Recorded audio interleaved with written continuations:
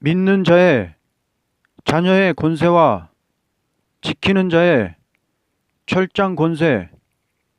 요한복음 1장 10절에서 12절, 계시록 2장 26절에서 28절. 믿는 자가 받는 자녀의 권세는 천국 시민권이요, 지키는 자의 받는 철장 권세는 세세 왕권입니다. 하나님께서는 만물에게 권세를 줄 수 없으나 자기 형상대로 지음받은 자에게 권세를 주는 것은 영광을 받고자 하는 뜻이 있는 것입니다. 권세라는 것은 하나님께 속한 것이니 사랑하는 자에게 주는 권세도 있고 악한 자에게 주는 권세도 있는 것입니다. 악한 자에게 주는 권세는 잠깐 동안 허락하는 일이 있는 것이요, 사랑하는 자에게 주는 권세는 영원한 권세가 되는 것입니다.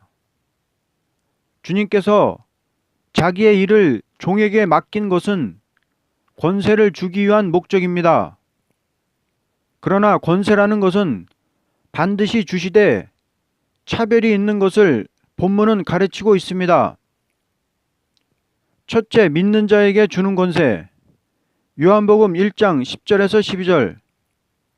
그가 세상에 계셨으며 세상은 그로 말미암아 지은 바 되었으되 세상이 그를 알지 못하였고 자기 땅에 오매 자기 백성이 영접하지 아니하였으나 영접하는 자 곧 그 이름을 믿는 자들에게는 하나님의 자녀가 되는 권세를 주셨으니, 하나님께서 인생을 향하여 죄가 없을 때에는 에덴 동산에서 지키라는 사명을 주었던 것입니다. 그때 지켰다면 그 권세는 믿는 자에게 주는 권세가 아니고 지키는 자에게 주는 권세를 받았을 것입니다. 그러나 지키지 못함으로 자녀의 권세까지 잃어버리는 인류 타락의 비참에 이르게 된 것입니다. 그러므로 하나님은 그 잃어버린 권세를 회복시키기 위해서는 지키라는 법으로는 도저히 할 수 없으므로 믿음으로써 그 권세를 다시 찾도록 한 것을 그리스도의 복음이라 하는 것입니다. 메시아로 오신 것은 이 권세를 주기 위하여 오신 것입니다. 이것은 하나님의 사랑만으로 이루어지는 법입니다. 영접하고 믿기만 하면 준다는 권세입니다. 그리스도께서 이 권세를 택한 자에게 찾아주기 위해서 십자가에 죽으셨다가 부활하신 것입니다. 그러므로 주님은 부활하여 인생을 대할 때에 너희는 평강이 있을지어다 한 것은 잃어버렸던 권세를 받을 자는 하나님 앞에 담대히 나아갈 수 있는 권리와 요청할 수 있는 권리와 상속할 수 있는 권리를 가진 것입니다. 이 권리를 가진 자는 절대적인 하나님의 인도와 양육과 보호를 받게 될 것입니다. 이 권세는 천국 시민권입니다. 둘째, 지키는 자에게 주는 권세. 계시록 2장 26절에서 28절. 이기는 자와 끝까지 내 일을 지키는 그에게 만국을 다스리는 권세를 주리니 그가 철장을 가지고 그들을 다스려 질그릇 깨뜨리는 것과 같이 하리라. 나도 내 아버지께 받은 것이 그러하니라. 내가 또 그에게 새벽벌을 주리라. 끝까지 내 일을 지키는 그에게 만국을 다스리는 권세를 준다고 하셨습니다. 우리는 주님의 종이니 종은 자기의 것을 조금도 가지고 있다는 것은 불법이 될 것입니다. 어떤 종이 주인이 하라는 일을 하지 않고 자기 일을 하는데 시간을 보내고 있다면 주인에게 인정을 받을 수 없는 일입니다.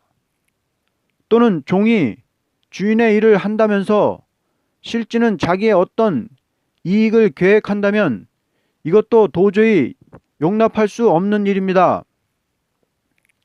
그러므로 우리는 끝까지 주의 일만 붙드는 자라야 권세를 받을 것입니다. 만일 주의 일만 붙들지 않는 종에게 권세를 맡긴다면 도리어 주인을 손해시킬 우려가 있는 것입니다. 그러므로 종말의 다림줄의 예언을 끝까지 붙들고 싸우는 자는 철장 권세를 주겠다는 것입니다. 철장 권세라는 것은 강한 정책을 말한 것입니다. 세상의 모든 정권이 다 파멸되고 세계 통일의 권세로 새로운 시대를 이루는 것을 가르쳤습니다. 누구든지 철장과 같은 강한 사상과 의지를 가진 자라면 세계를 통일할 것을 가르친 것입니다. 하나님은 자녀되는 권세를 주는 동시에 너는 이런 일을 하라고 사명을 맡기는 것은 더 큰 철장 권세를 주고픈 사랑에서 맡기는 것입니다.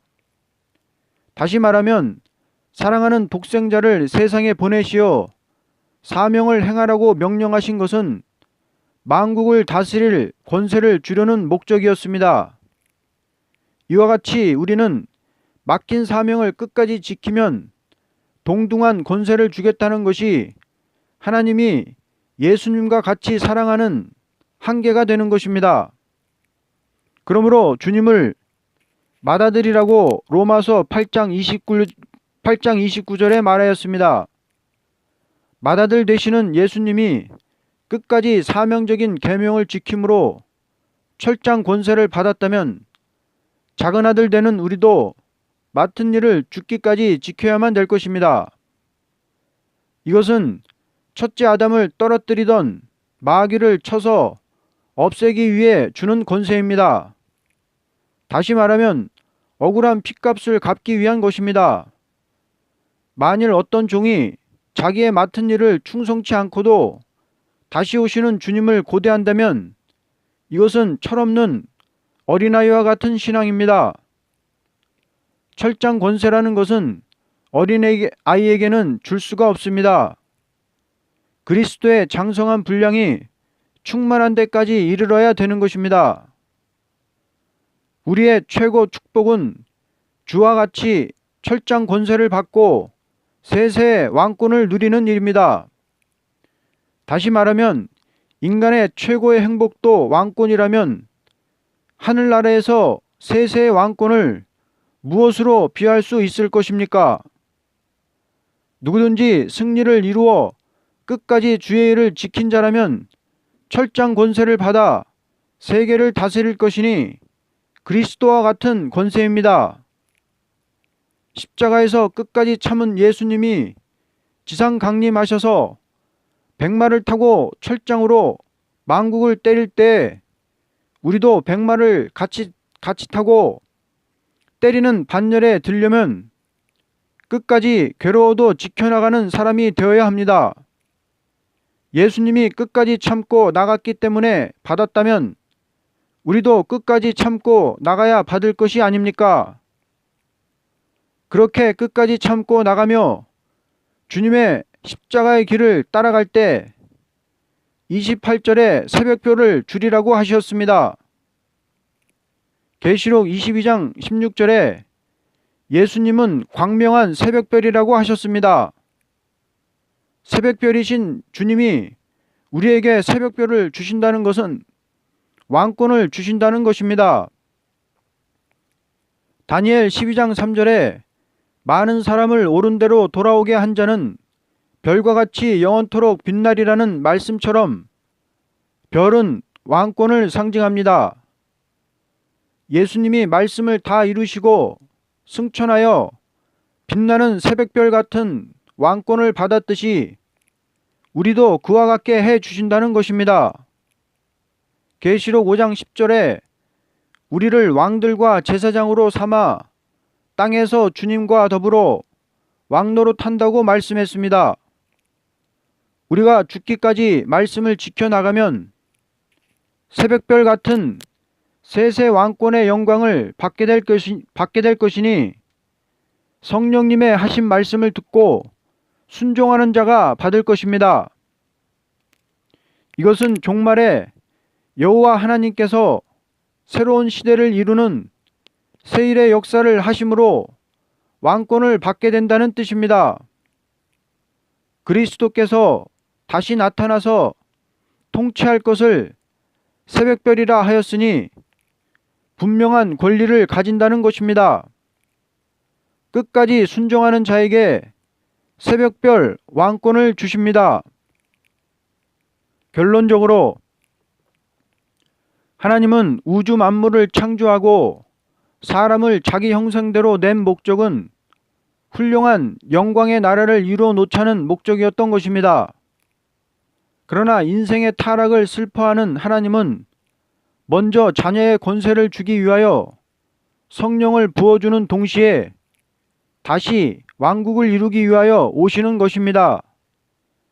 이때 중생을 받은 정도의 신자는 백성이 될 것이요 철장 권세를 받기까지 사명을 지키는 자는 왕권으로서 새 나라가 이루어지는 것이 될 것입니다.